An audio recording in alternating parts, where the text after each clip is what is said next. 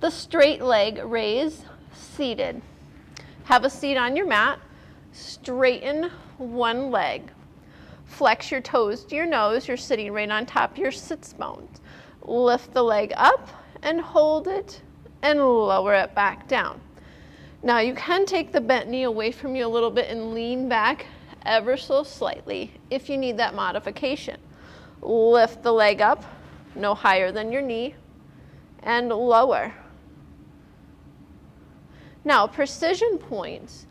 If your leg is bothering you from the MCL strain, put a towel under here so it has something to rest on, so it stays slightly bent as you lift it up and lower that back down.